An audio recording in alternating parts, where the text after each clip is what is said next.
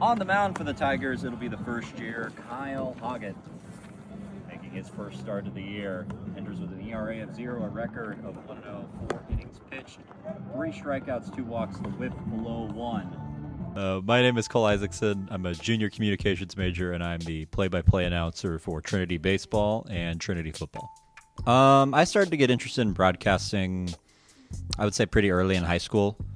I, realized pretty quickly that, actually playing sports wasn't going to be something that was going to be a real possibility for me, but I always loved competition. I always loved being around those big moments that happen in sports and the reason why we all love them so much. And I found that broadcasting was a pretty good vehicle to get there. Basically what I do is anytime a game happens, there's a live stream that's on YouTube that is free to the families and free to anybody who wants to watch. And I am the announcer for those games. So like any professional league you would watch on TV, it's the same thing, just on YouTube. Well, the first thing I'll always do is I'll introduce the hitter. If it's at the beginning, I'm going to say what his season numbers are, name, where he's from probably, season numbers, maybe what he did in a recent game. And then as the game progresses, I'll say what they've done throughout the day. So I'll say like 0 for 1 with a strikeout and a walk. And then progressing pitch by pitch, you want to call the pitch.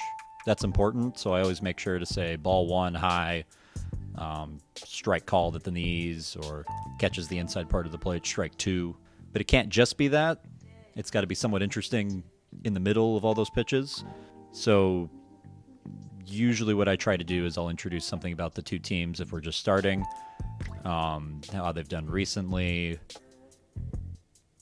how they match up against each other overall. Have they matched up before? Are there any storylines with specific players? 4, including game against the Trinity Tigers, 8-5 in Appleton. Trying to break that streak, and what way to break it? Trinity. A lot of the work is before. I put a lot of time into preparation for each team. I spend probably about 3 hours of prep for every team that I call.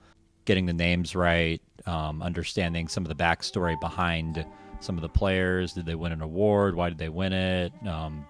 Did they have some significant improvement year over year?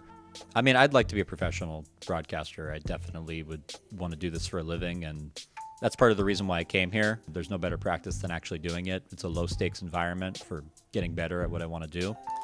Get the opportunity to do multiple sports and work with great people. So I'm hoping that sets me up well.